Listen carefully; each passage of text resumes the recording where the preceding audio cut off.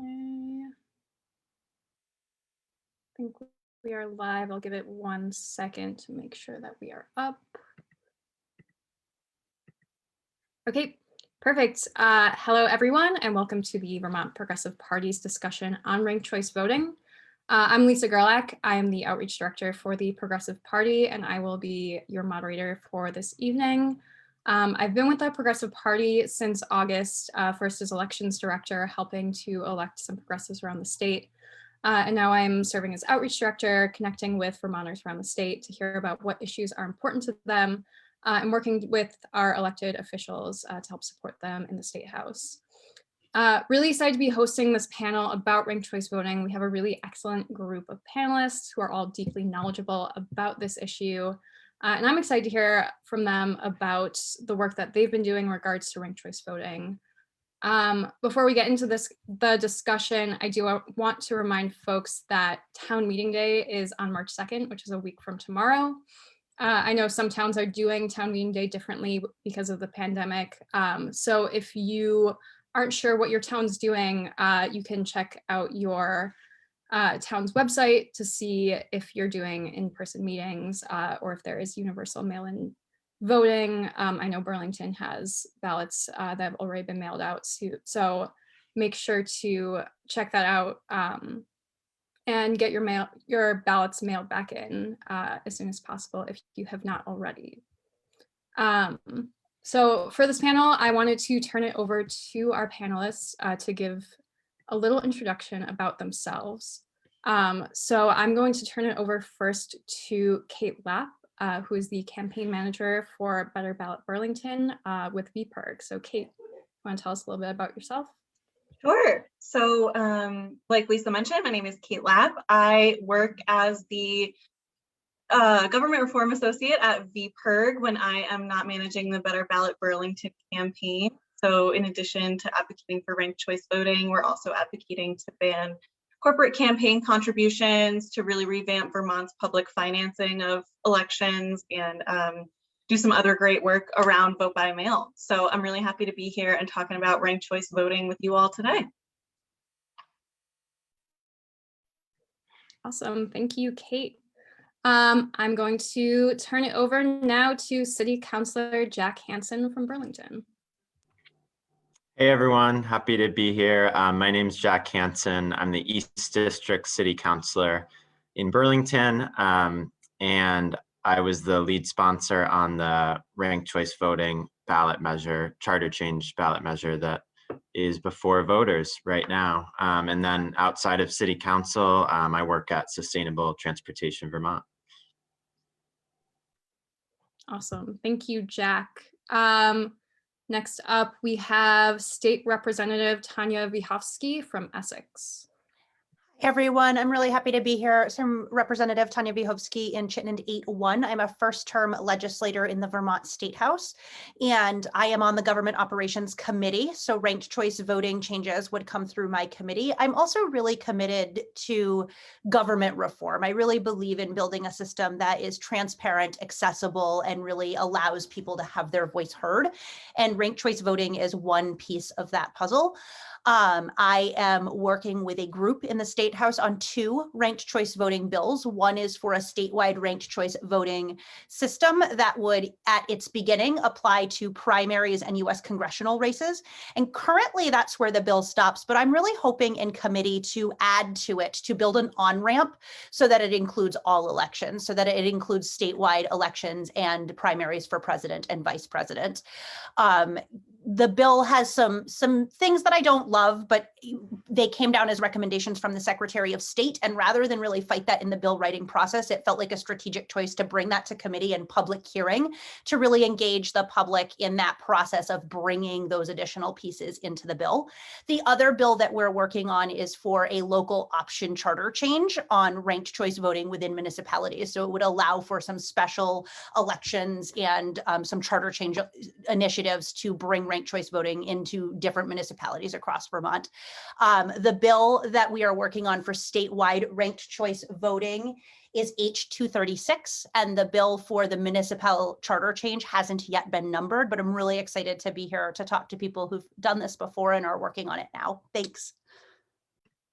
Awesome. Thank you so much, Tanya. And last but not least, we have Representative Kyle Bailey from Maine.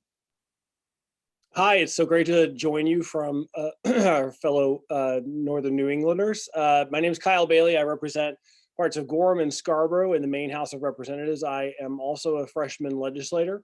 And for the last 6 years, have worked on ranked choice voting in Maine. I was the campaign manager for the 2016 referendum that brought ranked choice voting to Maine. Maine was the first state to adopt ranked choice voting for primary and federal elections. And in 2018, we ran a second ballot measure campaign to protect ranked choice voting from legislative repeal. And then in 2019, I led a legislative campaign where the legislature adopted ranked choice voting for presidential elections, and we used it in the November 2020 presidential election in Maine. So it's great to be with you and to talk about Maine's experience and share some best practices. Awesome. Thank you so much. We're really excited to hear from you about the work that you did up in Maine and see how ranked choice voting has worked in real time there. So as you can see, we've got a real wealth of knowledge and experience on this panel. So I'm really excited to see where this discussion goes tonight. So we'll be hearing a little bit more from each of our panelists about the work that they've done or are currently doing in regards to ranked choice voting. But first, I wanted to just talk a little bit about RCV, what it is, how it works, so on and so forth. So first question, I wanted to turn it over to Kate. Can you tell us how ranked choice voting is different from our current model of voting? Sure. And I do have a couple slides I would love to share with folks while I'm talking about that. So I just want to start by giving a little bit more info on ranked choice voting, which is that it allows voters to rank candidates in order of preference, 1, 2, 3, and so on. A critical element of this is that if any candidate wins more than 50% of first choice votes, they're automatically declared the winner. And if your vote can't help your top choice win, then your vote counts for your next choice. And that process continues in rounds until there is a winner with a majority of support. And we have here a little sample ballot of what things might look like. I've also, just for all of our viewers, brought in a screenshot of what the ballot question is going to look like before you on those ballots that you have gotten in the mail by now and hopefully have sent back today or are planning to bring to a Dropbox near you. But back to the question that Lisa asked me, ranked choice voting differs from plurality voting first and foremost in that right now, you don't need the support of more than half of voters to win an election for city council. In fact, you only need 40% of the vote. And that might actually mean that we are electing folks who a majority of voters don't think is the best choice, So ranked choice voting elects majority winners and is very superior in that sense. Right now, we also, if you don't reach that 40% threshold, then we have a runoff election, which happens on a separate day and incurs additional costs of another election day, and also really shows that turnout is much lower in these runoff special elections. So that problem is eliminated by voting yes on 4. Additionally, voting yes on 4 really gives voters more choices. They're free to vote with their hearts in order of preference without having to worry about whether their first choice has a viable path to victory, because even if they don't, their second choice vote counts, and so on and so forth. And so in that way, we're eliminating the spoiler effect, which is very superior. So I think that is all I have for you all, but I'm looking forward to more questions. Great. Thank you so much for that quick overview, Kate. For our next question, I wanted to turn it over to Tanya. Tanya, can you tell us what different forms of RCV look like and what model we're pushing for here in Vermont? So there's sort of endless ways that you could structure this, and I've heard all kinds of different methods sort of talked about or theorized about, and what we're really pushing for in a 2-person election is what kind of looks like an instant runoff style. So what happens is if the first person doesn't reach that 51% or 50 plus 1% threshold, the bottom vote getter is removed, eliminated, and their second choice votes are then allocated. And that continues to happen until, like Kate said, someone reaches that majority threshold. It becomes a little bit more complicated in some of our districts with multi-seats, but it's still the same general idea, is that you're really looking to build that majority. Some of the things that have come up in conversation of other methods is, one method is called the Condorcet method. And that it looks almost like a sports bracket, in which, for those of you who are sports fans, in which the candidate is sort of in a one-on-one face-off and then another one-on-one face-off once they win, rather than being all the candidates looked at once. It sort of does these head-to-head battles. And that is a method that I have heard talked about. It seems to not be really statistically significantly different. Could it affect a race here or there? Yeah, maybe. But it doesn't seem to make a huge impact, and it is incredibly complicated, which is why I tried to boil it down to a sports bracket. It's not actually that easy, but I don't want to stay here all night having a long conversation around this particular method. Some other methods that I have heard discussed are sort of a weighted point system. So you would get, for example, like 5 points if you for a first choice vote, 4 for a second choice vote, 3, and then they sort of, and so on and so on. And then they add them up, and the winner would be the one with the most points. Again, relatively complicated. It's harder to really just look at how it boils down. And I don't actually currently know anywhere in the world that uses that, but there has been discussion around it. So I certainly wanted to acknowledge that I've heard the conversations.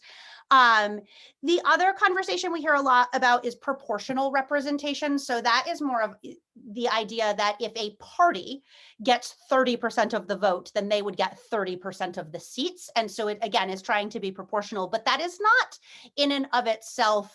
You can have ranked choice and proportional representation. So those things are it's a little bit more complicated than it just being a type of ranked choice.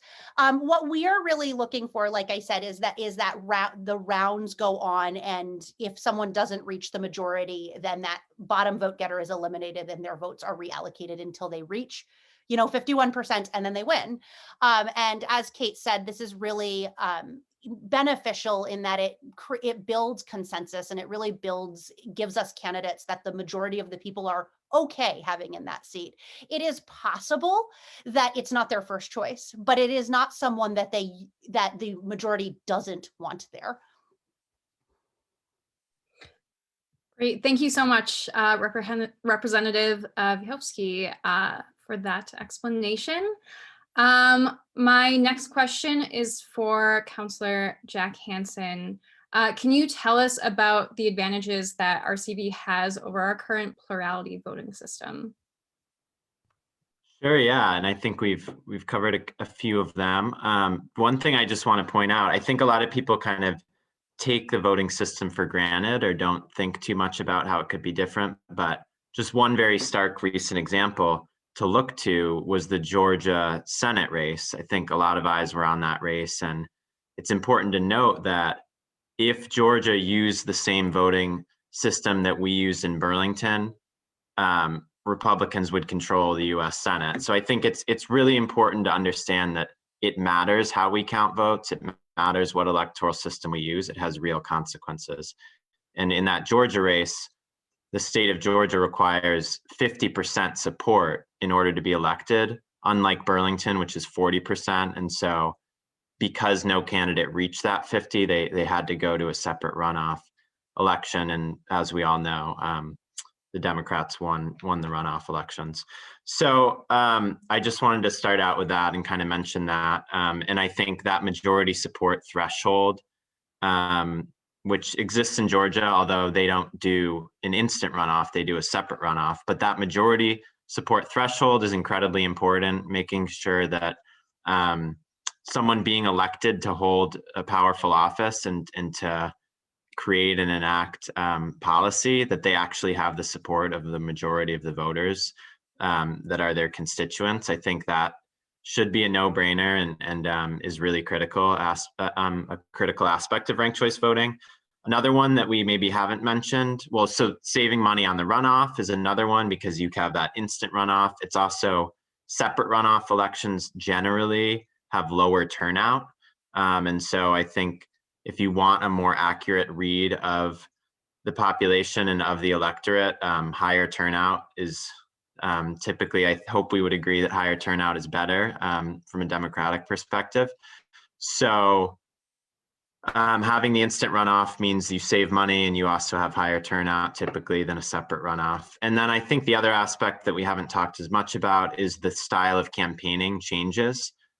With a ranked choice voting system, you have reason to try to appeal to a broader swath of the population because even if you know someone supports one of your opponents, you still have the opportunity to get their second or third choice vote. So you now actually have a reason to reach out to those folks and to try to build a broader coalition than what you would need to build under the plurality system. Right now in Burlington, we have a multi-way competitive mayoral election. And so we might see in a week, we might see someone elected as mayor of Burlington with just 40% support. And no matter who that is, no matter if you like them or you don't, I think we should all agree that that's not a good situation for our local democracy to have someone holding the most powerful position in our city who only 40% of people voted for. I don't think that's good for people who oppose that mayor, and I don't think it's good for the mayor themselves or people who support them either. It's just not a good position of governance. So I think this is a really important conversation, and the timing of it is really important with this contested mayoral race that we have right now. Thank you, Jack. And Representative Vyhovsky, did you have a point to add there? Yeah, one of the things I think is important to add to this is that an expansion of this creates an expansion of who can run and who can viably run. It brings new voices to the table and really lowers the threshold for people who might not be supported by the existing establishment. And I think it can really broaden the voices that we have in the mix in our elected seats, which I would hope that no one can argue is a really good thing. Thank you. So we have our guest from Maine here, Representative Bailey, who not only helped with the campaign to get RCV enacted in 2016, but has since been elected. So Representative Bailey, I was hoping that you could tell us a little bit about how ranked choice voting in practice has affected the elections in your state. Sure. I would say that there are three primary lessons learned from the implementation of RCV for our primary and federal elections here in Maine. The first being that it really does give voters more choice. It eliminates some of the negative aspects, as I've experienced them as a voter in elections where there's been more than two candidates. You know, Maine's had a rich history of multi-candidate elections going back to the 1970s. We've only had one head-to-head race for governor. We've had two independent governors. We have an independent United States senator now. I think we had the first Green legislator elected in a state legislature in the country. So we have a history of third-party and independent candidates, but we've run into that problem having a plurality voting system that's really only designed to accommodate two choices. And in the switch to ranked choice voting, having voted in two primaries and two general elections now in races with 7, 5, 4, and 3 candidates with ranked choice voting, in none of them have I had to worry about vote splitting or the spoiler effect or wasted votes or all those sort of political phenomena that happen when you've got multiple candidates in a race. And that's because RCV winners have had to build those majority coalitions. They've had to reach beyond their base and listen to more voters. And the gamesmanship and of the elections that happens sort of goes away, and we really focus on the issues. I think the second part lesson learned, I would say, is that it changes the conversation for voters in elections. It did this almost instantly. Voters intuitively understood how ranked choice voting changed elections for them. DC and I would say the DC political and media consultants are a little slower to figure this out and change their game plans, but voters really quickly embraced it because it was a different way of campaigning. Jack talked about this. People are so sick of the negativity in politics, and they want to talk about the issues, and they want to talk about people's vision for office and not about their personalities. Ranked choice voting is not a silver bullet that eliminates negative campaigning, but it is something we can do to improve discourse and dialogue in our elections because it changes the incentives, right? You no longer can, energize your base turnabout to vote and beat the heck out of your opponents and win with a fraction of the vote. You have to be able to certainly energize and inspire a base of support, but be able to reach beyond that base and appeal to voters with ideas and a vision to attract that support and build that coalition. And then finally, we said all along, and we pointed to plenty of examples of this, but there were a lot of skeptics that ranked choice voting is not difficult for voters. Lesson learned from Maine, ranked choice voting is not difficult for voters. There's been plenty of exit surveys conducted from our primaries and general elections by both public interest firms and also the newspapers that have showed that voters overwhelmingly find ranking their choices very easy. That I would say that with any change to elections, there are concerns, and rightfully so, about the need to educate voters about those changes. And ranked choice voting does change the way voters cast their ballots and how they might change the way they approach casting their ballot. So voter education is important. But what we found in Maine and in cities across the U.S. is that even when there is, very little to no voter education, again, voters intuitively understand this process. And I give the example of like going to the ice cream shop, and they're out of chocolate ice cream. I don't like have a panic attack or not know what to do, right? Like I know what my second choice is. Like I'll get chocolate chip, and I know I don't want strawberry. Like I know what and I kind of know what if there's a Democrat and a Republican and a Green and a progressive and a libertarian. I mean, I sort of know where those candidates are on the political spectrum, even if I don't know them intimately in their platforms. Like I just know those, I have a sense of those candidates. And so, voters are not stupid, and we ought to give them a lot more credit for the fact that they can make these choices and they know what they like and they know what they don't like, and they're able to express those preferences, and they can do that with ranked choice voting. Thank you so much, Representative Bailey. For those of you watching, I just wanted to let you all know that we are going to have some time for questions and answers later in this program. So if you have any questions, you can post it in the Facebook comments, and we'll be able to ask our panelists later on in the program. So don't be shy about that. We have in Vermont, we've talked about it a little bit, a couple of different efforts happening at the city level in Burlington, at the state level, that our panelists are working on. So I want to delve a little bit more into that. And then we also have Representative Bailey, who I think can teach us some lessons from how the fight for ranked choice voting went in Maine. So I'm gonna go back to our panelists and hear a little bit more from them about specifically the work that they've been doing around ranked choice voting. So I want to start this off with Jack. Can you tell us what the fight for ranked choice voting looks like in Burlington? What's being done to support the current ballot initiative?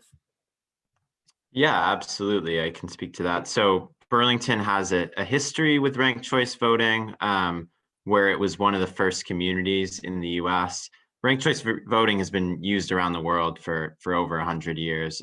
But in the US, it's relatively recent that it's really begun to gain traction and be used a lot more in the US. And Burlington was actually an early adopter of ranked choice voting in 2005 and used it in 2 mayoral elections. In 2010, it was very narrowly repealed in a low turnout election that was very tied up in the backlash against the mayor who was elected with ranked choice voting, and so it was very conflated in terms of the voting system and the actual candidate, which I think it's important that we that we separate the voting system from the particular candidate who won and how they performed in office. So anyway, so that happened in 2010, but in 2019, I was in my, I still am in my first term on the council, but I was in my first year of that term, and I brought a ranked choice voting proposal forward to the city council, and we advanced that proposal to the charter change committee because this would be a change to the city's charter. And that was a really exciting first step, was to pass it through the council and to that committee. And I think part of why we were able to do that was that we had not only just ordinary folks that were calling in and voicing their support of this initiative, and folks from all different ends of the political spectrum, but we also had a pretty large number of elected leaders in Burlington from various political parties and persuasions that also signed on to an open letter in support of it. And I think that was really helpful in overcoming some of the partisanship that does sometimes take place on the Burlington City Council. We were able to overcome that and pass this in a bipartisan manner initially back in December of 2019. And then the issue got stalled out in committee for quite a while, but eventually made it back to the council and did pass the full council. It was then actually vetoed by the mayor, and the proposal at that time was to use ranked choice voting for mayoral elections, city council, and school board elections as well. That proposal was vetoed by the mayor. Then we came back, the council came back with a different proposal that was just ranked choice voting just for city council elections. And so that is what we were able to pass, and that's what ended up on the ballot. And again, that was a bipartisan, that had bipartisan support on the council, and now it's going to the voters. So I'm glad that we've reached the phase in this process where finally the voters of Burlington will actually be the ones who get to decide, if they want to use this voting system. So that's a bit of the recent, some of the old history in Burlington, and then some of the more recent history of how we got here. And Kate, I'm sure, can speak a lot more to the campaign that's really been pretty amazing recently that's happening around this current ballot item. Thank you so much, Jack. And we will get to Kate in a little bit, but I wanted to go back to Representative Bailey. Can you tell us what the fight for ranked choice voting looked like in Maine, and sort of some of the organizing strategies that worked and what didn't work when you were trying to get ranked choice voting on the ballot? Sure. I mean, we had a pretty long journey here as the first state to adopt ranked choice voting. So we had a 2-year campaign for the 2016 ballot measure that passed with 52% of the vote. And we started signature collecting in 2014, and then ran basically a 1.5 year voter education campaign. We did 150,000 one-on-one conversations with voters to educate them about what ranked choice voting was, how it worked, and why it mattered. We showed voters sample ballots, which we've seen not only in Maine, but across the country, universally, increases voter support for ranked choice voting by about 7%, just showing someone what the ballot looks like. They want to see that, and when they see that, they were inclined to be supportive.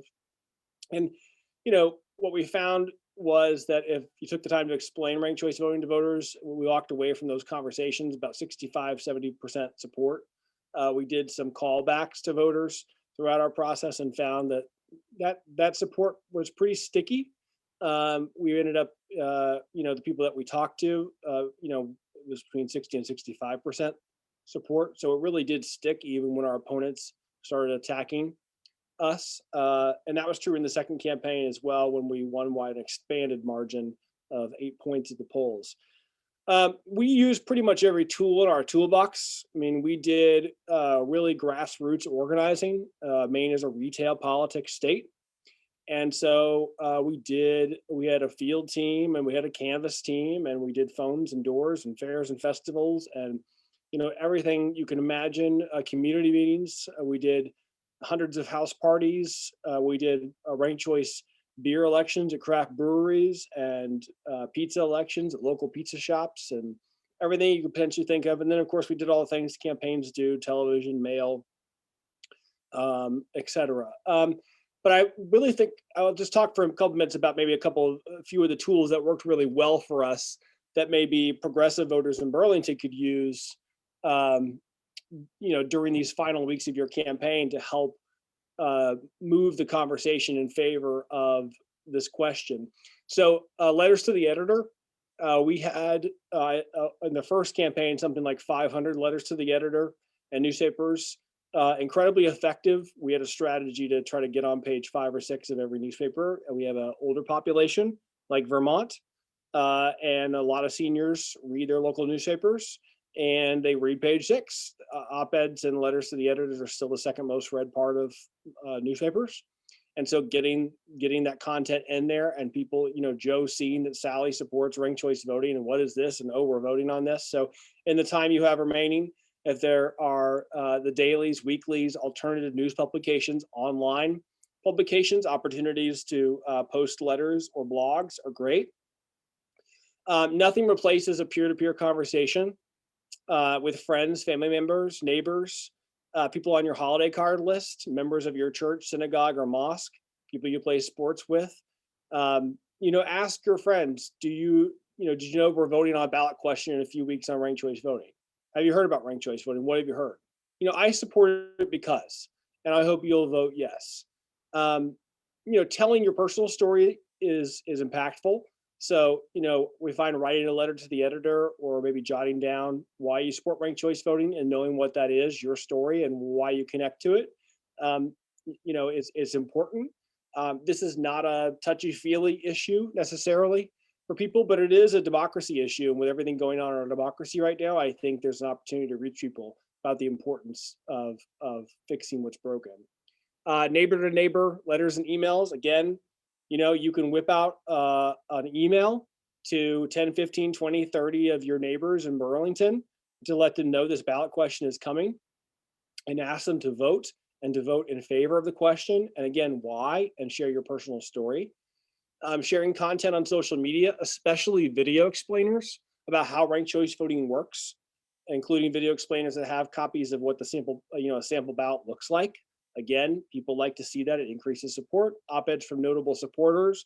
You've got Howard Dean, who's been a longtime champion of ranked choice voting. He was very helpful to us in Maine. And you've got Bernie Sanders, who's been a very outspoken supporter of ranked choice voting. He did a town hall in New Hampshire, last go around while running for president, where he talked about his support for ranked choice voting. So, use that content, promote that content, share it with your friends. Do you have any Zoom community meetings coming up? Your Rotary Club, Lions Club, Garden Club, your UU Social Justice Committee, your college student group? Take the opportunity at that meeting to let people know about the ballot question that's coming up and why you as a progressive voter are voting yes. Whether it's through the announcement section or another opportunity at that meeting, take the opportunity to share that message. The other thing I'd say is, take your cues from the campaign. Message discipline is important. Stay focused on the benefits of ranked choice voting. Don't overpromise about the benefits. Again, as I said before, ranked choice voting is not a silver bullet. There's no one solution that's going to fix everything that's so badly broken with our politics. But doing nothing isn't an option, right? So talk about some of the frank benefits. Also, the other flip side of that coin is don't do the work for your opponents. You don't need to talk about the downsides of ranked choice voting. Just talk about what you think the benefits are. Avoid talking about the alternative voting reforms. There's other alternatives out there, and progressives in particular, and I say this as someone who is a little p progressive, we like to share information and sometimes we overshare. And so don't feel the need to educate your neighbors about the 10 different voting alternative systems that we could potentially use and why ranked choice voting is better. Just talk about ranked choice voting in the system that you have now and why ranked choice voting is better. Ranked choice voting is what's on the ballot, not the 10 other potential systems. So stay focused, take your messaging from the campaign, talk about why it's important, and use some best messaging. We've seen some best messaging. I'm sure it's being used there as well as across the country. Things that we used in Maine that worked. Candidates with the best ideas, not the biggest bank accounts, have a fighting chance with ranked choice voting. Ranked choice voting ensures you have the freedom to vote for the person you like the best without worrying you'll help to elect the candidate you like the least. Ranked choice voting levels the playing field for third-party candidates and independents. It empowers voters with more voice and more choice. It strengthens our democracy. These are core messages. And I think, Burlington has a history of embracing reforms that strengthen our democracy and getting big money out of politics. And this reform is ripe for voters to support. And when opponents, say, "Oh, well, we've had ranked choice voting before, and voters, repealed it," I think stick to the fact that that was a long time ago, and that Burlington has changed and our climate has changed, and that was a narrow repeal by opponents of ranked choice voting who had sour grapes about the election. And this is about the future of Burlington and what we want, for our city. And this is why this is so important at this time. And focus on the positives of ranked choice voting, and don't let your opponents distract you and the naysayers distract you. Really stay focused and positive. Thank you so much for your insight. I'm now going to turn it back over to Kate. Kate, can you tell us about the work that VPIRG has been doing to organize around ranked choice voting, and a little bit more about the Better Ballot Burlington campaign that you've been managing? Sure. So the Better Ballot Burlington campaign is primarily a project of VPIRG, though we had a lot of great support, particularly in our launch event, from groups like Rights and Democracy and the Vermont League of Women Voters. So it's really awesome to see that kind of breadth of support. And that really goes all the way up to the top with our campaign co-chairs, former Governor Howard Dean and City Councilor Zariah Hightower. We really want to make it clear that ranked choice voting is good for all of Burlington. It's just a better ballot and not a controversial issue. And so that is really exciting. Since we launched, we've had some really amazing press coverage, including an interview with our executive director, Paul Burns, on Vermont Edition, talking about whether or not Burlington should readopt ranked choice voting. Our awesome co-chairs, Zariah and former Governor Dean, have also done some great press on WAMC, my Champlain Valley, CAX. And so we're seeing lots and lots of press, which is always really awesome. And if you want to find that, check it out. If you missed some of those great VPR pieces or the Fulcrum piece that just came out, that's all on our website at betterballotburlington.org. There's a little news tab up at the top. And in addition to the awesome kind of media attention that we've been getting, we're also doing a lot of work on the ground to make sure that voters are educated and informed. I know a lot of Vermonters might be familiar with VPIRG's door-to-door summer canvas. That's how a lot of folks tend to get to know us at VPIRG. And unfortunately, last summer, we weren't able to do that due to the COVID pandemic. But we have some really amazing Canvas alumni who have had that experience and who did it virtually last summer, who we have hired to phone bank. So they have been calling all of the voters in Burlington every night for the past couple of months, and that is going really, really well and is so important. So if you'd like to join them, you can also volunteer on our website. There's a sign-up form there. And they're also out here delivering these wonderful lawn signs like the one that I have right behind me. So if you would like to get a yes on for lawn sign before town meeting day, please hop on over to betterballotburlington.org for that as well. And really, these final days are all about making sure that folks are telling their friends, neighbors, coworkers, people in their circle that this is going to be on the ballot and that it's really important, not just to Burlington, but to the bigger statewide conversation about ranked choice voting in Vermont. Burlington's story with ranked choice is a really critical key to opening the door to some really important conversations that Vermont needs to have, that Tanya has been mentioning here about, expanding ranked choice voting to be used for federal offices, potentially for the presidential primary. These are all things that we would love to see happen. Burlington is really, really critical to that. We've also done 2 rounds of direct mail. The next one should be hitting your mailboxes tomorrow or the day after. And I'm really excited that some of our awesome endorsers are featured on there. So there's lots of ways to get involved. There's front porch forum posting, lawn signs, phone banking, but really at this point, post on your Facebook feed, email all your friends and coworkers. Do that kind of personal touch with the folks that you know, because that is just as persuasive and important. Thank you, Kate. And I just posted the Better Ballot Burlington link in the Facebook comments. So if you're interested in getting a lawn sign or volunteering, you can click on that and learn a little bit more about the campaign that they are running. And now I want to turn it over to Tanya. We've heard about what's happening in Burlington, but we also have a lot happening at the state level. So Tanya, can you tell us a little bit about the bill that you're working on and what's been happening at the State House about RCV?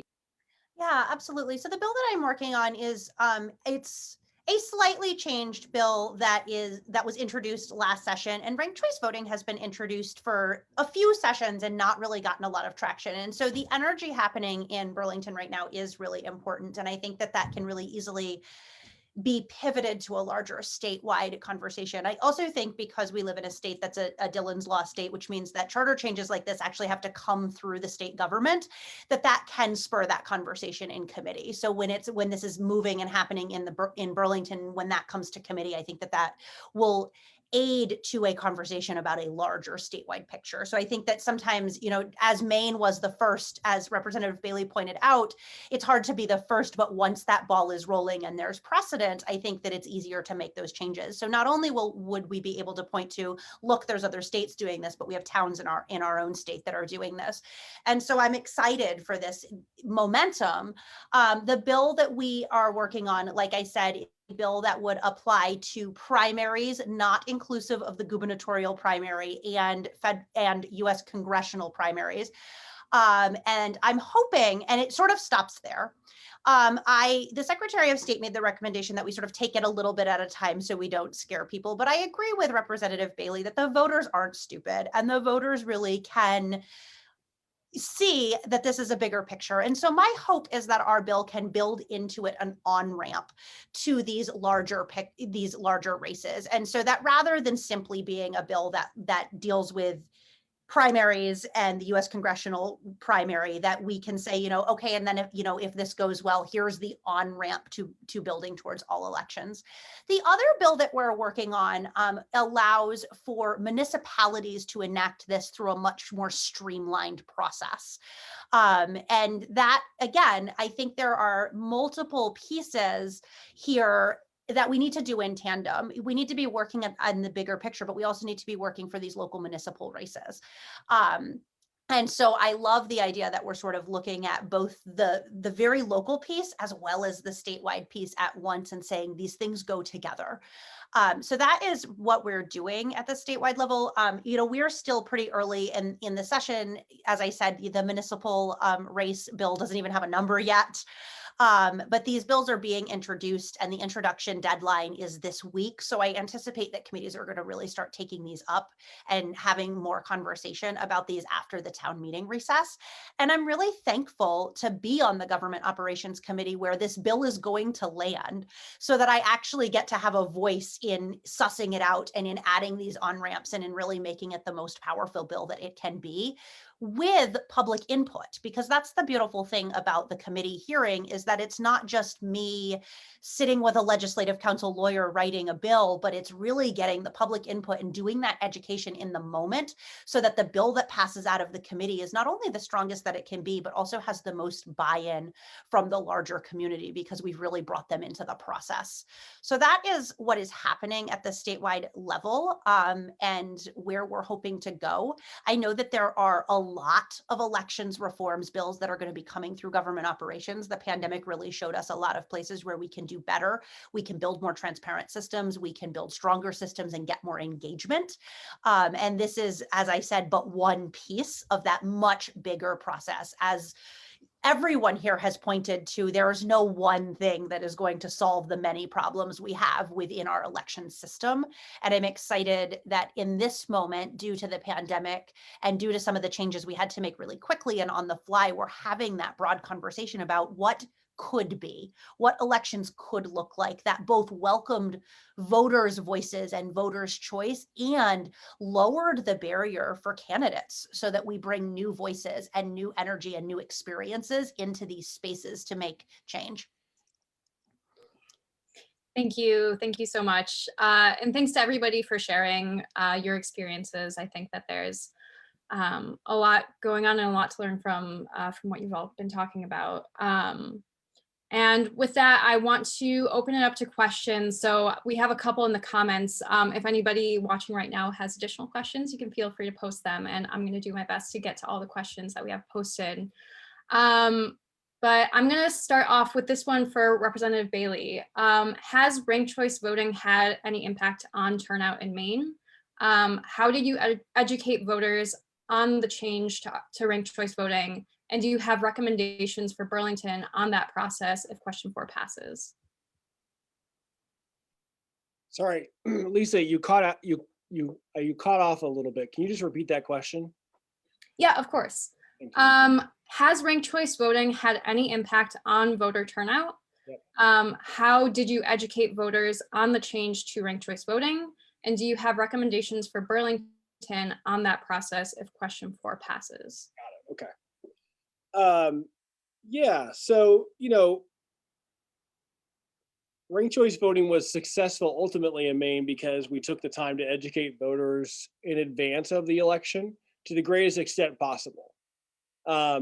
We did a lot of lead work, door knocking, fairs and festivals, op-eds, all the different tactics we possibly could to try to get in front of voters. And I think to the extent that you can do as much of that work on the front end, it's great. A lot of municipalities that have won ranked choice voting either through local adoption at the council level or even voter referendum and small turnout elections where there's been fewer voters participating in those conversations have ended up doing a lot more work on the backside. And it's really important to take the time to do that work. And I think for the groups and VPERG and others certainly understand the importance of doing this. And I think advocates in Burlington and all those on participating and listening to this conversation certainly understand the importance of taking the time to educate voters and making sure voters are comfortable using ranked choice voting and aware of the benefits of it as they prepare to use it for the first time, because what can happen if voters cross wires about what ranked choice voting does and doesn't do, and how some people can use it to try to manipulate people's grievances. And so in Burlington has seen that happen before when ranked choice voting was narrowly repealed in this low turnout special election led by opponents who had lost an election under it. And so doing that work's really important. In Maine, we did literature. We distributed tens of thousands of pieces of literature. We did direct mail. We did television advertising. We did all the things that we would do in a campaign, a referendum campaign. We did them as a C3 campaign to educate voters about using ranked choice voting. And I have seen that done at the municipal level across the country. I think Fair Vote Minnesota does a tremendous job doing voter education. Every time there's a municipal election there, they not only do mail and literature and community events, but they also go and knock doors, particularly of transient voters and low-income voters and less likely to vote voters, to make sure that they understand and feel empowered and know the benefits of ranked choice voting. And I think taking the time to communicate with historically marginalized and disenfranchised communities is important too, and understanding the power of ranked choice voting. We've certainly seen in the Bay Area and in the Twin Cities and other places where ranked choice voting has leveled the playing field and helped to encourage more women and people of color candidates to run and win. And I think that's a benefit of this reform that folks on this call should be excited about as progressives. So those are some things really I think to think about and consider as you're looking forward with ranked choice voting in Vermont. I don't know if that answered all the questions or not, but those are just some thoughts. Perfect. Thank you so much. I do have another question here. Can towns which do not have charters adopt ranked choice voting for municipal elections simply by residents voting to do so? And Tanya, I think you said you can speak on this one a little bit. A little bit. I don't know all of the fine details of that, but if a town makes changes to the way that they do things through a ballot item, this could certainly be a ballot item. And I'm also certainly happy to be perfectly transparent. The bill on the municipal changes I got in my inbox my email inbox at about 4:30 this afternoon, so I haven't had a whole lot of time to really spend with it. And I didn't see that in there when I was reading through it. It really seemed to focus on charter changes and special elections to adopt ranked choice voting. But as people may or may not know, bills are assigned to a committee in the State House and then go through a whole process of edits and amendments and changes. And that's certainly an important piece. You know, Vermont's towns are structured so differently, and that piece is really important that we're aware of as we start looking at this bill, to make sure that we include that, so that it isn't only towns with charters that are able to take this up, and that towns without charters are able to do this through a simple ballot initiative. Thank you, Tanya. Next question, again for Representative Bailey. A clarification question: is Maine's RCV law for federal elections only? No, we use it in primary elections for all of our races, for state and federal, and then we use it in general elections for president, U.S. Senate, and Congress. Most notably in the 2018 congressional race in Maine's 2nd district, which is the rural part of our state, we had a incumbent congressman who got a plurality or the most votes in the first round of tabulation, but ended up losing that election to his challenger because the independent candidates who finished third and fourth place respectively in that race came together by a 2-to-1 margin, chose the challenger over the incumbent. But no, we use it in federal elections and general elections, and then in primaries for all of our races.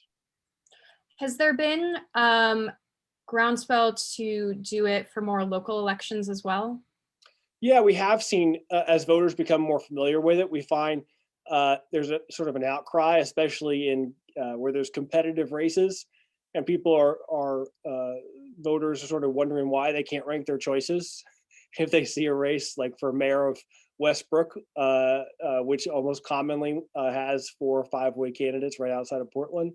And so, there's an uptick in voters who are sort of demanding that there be charter changes at the municipal level to have ranked choice voting for those races. So we're seeing it that happen that way as well. Great, thank you so much. Another question. Maine passed RCV through voter referendums and despite legislative opposition. Has it been welcomed by any state legislatures that you're aware of?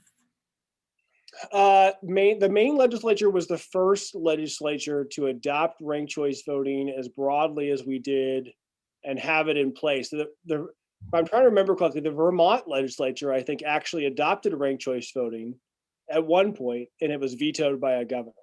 So there's a little history there. The Vermont legislature at one point, I think probably Democrats with independents and progressives passed ranked choice voting legislation. It was vetoed by a former governor. But Maine is the first to have a law on the books that was passed by the legislature for statewide use. North Carolina had a law on the books passed by a previous Democratic legislature and Democratic governor using it in special elections. That was swept away by a plethora of reforms that restricted voting access to polls there. And we also see, by the way, Minnesota is probably on the cusp of, I would say, not this legislative session, but probably next legislative session, very likely to pass ranked choice voting legislation for state elections there. So you're seeing it come to a head in a number of different states. Colorado's another one where there's a lot of appetite. The governor there is a supporter, the Secretary of State's a supporter, New Mexico, a number of states where it is bubbling up in the legislature. In the Maine legislature, for example, it was first introduced in 2001. In 2013, the last time the legislature considered it in Maine, a third of the legislature co-sponsored the bill and it passed one of the 2 chambers. That's when we took it to voters to say, okay, we've had enough discussion in the legislature. Let's let the people decide. So these types of process reforms, getting politicians to change the way they elect themselves can take a little time and energy. Where you can have voters have an input and say can be a powerful process, even if it's at the municipal level, to use that as leverage to get the legislature to take action. Awesome, thank you so much. And I'm not currently seeing any other questions on our Facebook page. If there's any other questions that folks have, you can post them now. Otherwise, does anybody else here have additional comments or things that they want to add to this conversation that we haven't talked about yet? I mean, I think for me, what Representative Bailey was pointing to is that the more we have these conversations and the more states and municipalities that jump on, the more it spreads. When Maine was the only one and it ended up going to voter referendum, that was where we were. And now we're in a space where multiple states are having these conversations and where governors are saying, hey, I'm into this. And secretaries of state, even our own Secretary of State is supportive and has certainly I've had conversations with his office, both in committee and outside of committee on this as a way that we bring voters and new voices to the table. So they're certainly open to it. And I don't think our legislature is opposed. I think that, we have tripartisan support on the bill on H236, which is the ranked choice voting bill in the Vermont State House. So we have independents. So not only do, we have Republicans, progressives, Democrats, and independents that have signed on in support of that bill. So I think that we can't say that legislatures are no longer supportive, but I think it's hard to be first. We need someone to be first. And thankfully Maine did that for us. So now more and more states are saying, hey, we could do that too. And so I think that there is definitely real space here to continue growing this. I would just add that it makes, Kate, sorry, did you want to jump in? No, go ahead, Kyle. I was just going to say, I think it makes, just to jump on that point, it makes total sense that Vermont would be one of the next states to adopt ranked choice voting, that Burlington would certainly adopt this for your elections, but that Vermont would be close at hand. I mean, Alaska voters just recently adopted ranked choice voting. So Alaskans will start using ranked choice voting in general elections starting next year. And so there'll be 2 states using it. And given Vermont's rich history of third parties and independent candidates and their success at the ballot box, and certainly vote splitting that has hurt third party candidates in some races and major party candidates and others, there ought to be a coalition of support, and I think that there is in the legislature behind this. And I think you see the Republican governor of Utah supporting this. You see Republicans in the Georgia General Assembly advocating for ranked choice voting. You see, Democratic governors in Colorado and Minnesota supporting this. You see political parties on both ends supporting this. You see third parties across the country using ranked choice voting and promoting it. So this is not about one side or the other. This is, and it's really not a reform that benefits any particular party. I think it levels the playing field to allow healthy competition and a debate about ideas. And if it attracts a lot of third party and independent voters to that discussion, I think it's because a lot of third party and independent candidates are hungry for a discussion about ideas, because they have ideas that they want to share, and they want to hold the 2 parties accountable and say, either adopt some of these ideas or get the heck out of the way, because we're going to come in for you. And so let's have that debate and discussion. And that's the value of ranked choice voting, is to improve our civic discourse and to improve our process and to get rid of some of this polarization and gridlock, and to actually, solve problems. If 80% of people think we ought to do something about, gun safety, then let's do something about it. If a majority of Americans think there's something wrong with our healthcare system, we got to do something, and there's a role for government to play, let's do something about it. And so these are serious problems that need serious solutions. And again, ranked choice voting is not a silver bullet. But if you want to change the outcomes, you got to change the input. And that means looking at real structural reforms that underlie the systems that we use to solve our problems. So thank you so much for the opportunity to be here today. And good luck to all of you, and make sure to take a friend with you to the polls. Yeah, and I'd love to just jump in a little bit more and talk about some of the things that have changed since Burlington last had ranked choice voting, because I think there's some numbers that are really important to remember. The first and most important for me is that back in 2010, only a third of the folks who were on voter registration rolls then are still now. That means that more than 2/3 of the folks who will be voting on town meeting day or have already voted were not here back when Burlington last had ranked choice voting. So like Jack mentioned earlier, I'm really excited that we will finally be hearing from the Burlington voters of right now. And I'm also really thankful that we've finally gotten this question before them. You know, in the decades since ranked choice voting has left Burlington, as Kyle was mentioning, you know, we've seen its use more than double in the number of cities and counties that currently use it. You know, obviously in Maine, adoption has really exploded, with Portland adopting it for mayoral elections and city offices. I think, you know, like Kyle mentioned, its use, you know, in red states, in blue states, the Conservative Party in Canada uses it, and the Labour Party in the UK uses ranked choice voting.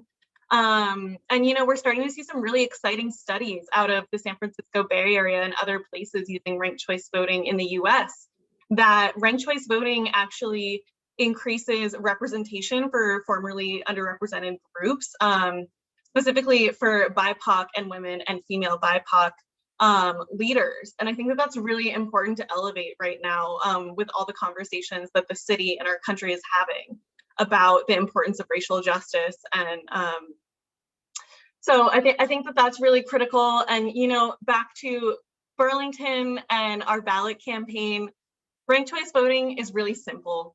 It's really effective. It saves a lot of money. It will raise participation. It will eliminate the spoiler candidate effect. And it's really time for folks who are holding elected office to have the support of a true majority and not just a minority of voters. The importance of that really can't be understated. So, you know, if folks are looking for more information or how to get involved in these really important final days before the election, I'd encourage everyone to go to betterballotburlington.org. And just thank you for coming and listening to us tonight. Thank you so much, Kate. Anyone else on the panel have any last things to add? Last thing I want to add, because I know that one of the things we hear a lot is we did this before, why would we do it again? And I think that it's really important to note that we did it once. We didn't allow for it to really do all the things that it can do. And in my work, I regularly remind people that we have to give it time, and we have to give it, we can't simply try something once and say, oh, it doesn't work. Like, we really have to give it that space and that time for people to really truly to buy in and become, like, allow that system to develop and grow. And so I think that we are in a moment and time right now where it's absolutely the time to do this and to embrace it and truly give it a chance, which I don't think it truly got previously. I think that as it was pointed out in a special referendum election where not a lot of people turned out, it really was sort of sour grapes at the election not going someone's way. And that's not how we do democracy. In this moment, more than ever, we have to be fighting for stronger, more resilient, and more inclusive democracy. And this is one opportunity to do that. And I really hope that people in Burlington will do all of the work to get us over the finish line there, and we'll then pivot that energy to the state level so that we can enact this statewide and make it the strongest policy possible, along with a whole suite of election reforms that will truly build back trust in our democracy. Our democracy is not perfect, but it is under threat. So we have to really protect it and make it stronger and make it better. And I'm really thankful for all of the work that has come before and that has gone into this, and really hopeful that we can build a stronger system for all of us. Thank you so much, Tanya. Jack, did you have any last words before we close this out? Yeah, for sure. And sorry that I had to jump off and come back, but yeah, I'm really excited for this. I think it's an amazing opportunity for Burlington, and to be part of this growing movement to move towards this better electoral system. And I really appreciate all the folks, you know, everyone on this call and all the folks beyond who have worked really hard to get us to this point and to get this item on the ballot and to educate voters about what this ballot item is. I think, yeah, there's, as Tanya and others have mentioned, like there's so many issues. There's some really important issues with our democratic system in the US. I would say probably the biggest one is money in politics and corporate control over our political system and the control of the 1% over our political process. But I think after that, I think ranked choice voting is really right up there in terms of the needed reforms after getting money out of politics, because it really is a game changer in terms of who can participate in elections. It really eliminates those spoiler effect barriers, those perceptions of electability barriers that are have such force in our system right now. And it opens the floodgates to any candidate can really jump in the race, have an opportunity to spread their message. They're not going to be written off as a spoiler or as they don't have a shot.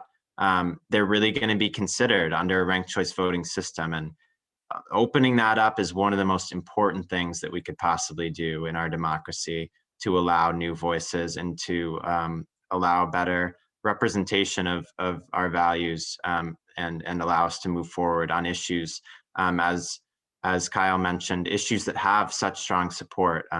So it's a key reform. I'm really excited that Burlington's playing a role in this broader movement to hopefully spread this system throughout the U.S. Thank you so much, Jack. And I want to turn it back to Kate really quickly because today's the last day to return your ballot in Burlington by mail. So Kate, go ahead and speak a little bit about how to return your ballot. Sure. So like Lisa mentioned, today is the last day to mail ballots back in Burlington. The good news is there's still a lot of options for voting between now and town meeting day, which is March 2nd. So in the meantime, you can mail your ballot today. And if you don't make it to the post office box today, then you can still drop it off. There is a drop box in City Hall inside. That one will close at 4:30 the day before Election Day and closes at 4:30 actually every day. There are also some at the Department of Public Works on Pine Street. There's one at the fire station on North Ave. There's a ballot drop box at the Robert Miller Community Center. And there's one at City Hall.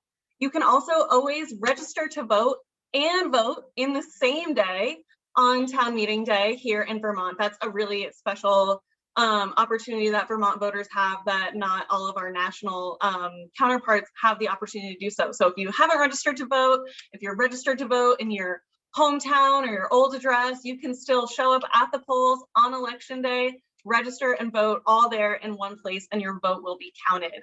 You can also return your absentee ballot on Election Day. You can just walk right up and return it at your usual polling place. So I will go ahead and drop a link to the elections info in the little comment thread here, but I wanted to make sure that we got a plug in for all of us to get our ballots back on time so that our voices will be heard on town meeting day, which is a week from tomorrow.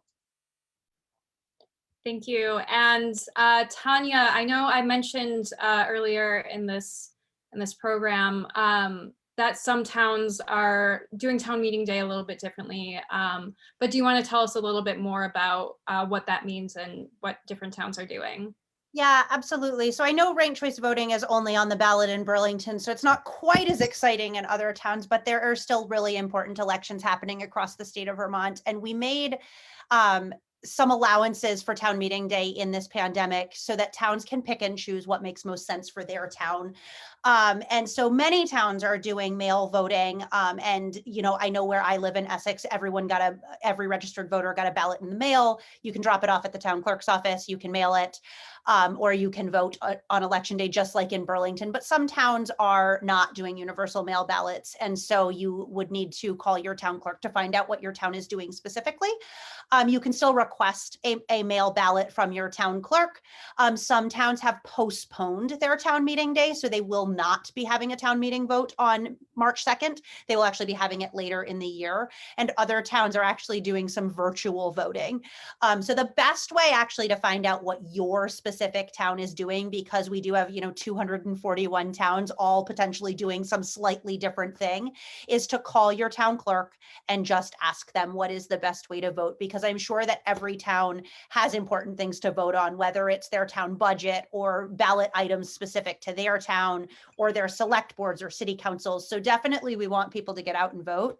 And this year is really unprecedented in that we're not all doing it the same way, and we're not all even necessarily doing it on the same day. So I would encourage people to reach out to their town clerks and find out what is the process for their specific town. And if people need more information, they can feel free to contact me and I can help connect them with that. Thank you. I think that we're just about ready to wrap this up. A couple last things. If you like this conversation, what you're hearing, please consider donating to the Progressive Party. We're a people-funded movement. And your donations can help us expand our capacity and do more conversations like this and help keep people informed. So I'm going to post the link to that in the comments in just a moment. If anybody wants to reach out to the party, get more involved, you can email me. My email is just lisa@progressiveparty.org. Happy to have conversations with people. I'd love to hear what issues interest people and what issues are important to people right now. So that's lisa@progressiveparty.org. You can reach out to me. Thank you so much to all of our panelists for joining. I think this was a great conversation. I know I learned a lot about ranked choice voting and different things that are happening around the state, and learning about Maine and what happens up there and how ranked choice voting has really changed the way that elections are run in Maine has been really great for me. And I hope that all of our viewers also enjoyed hearing this conversation. Thank you so much to everybody for tuning in. Have a good night.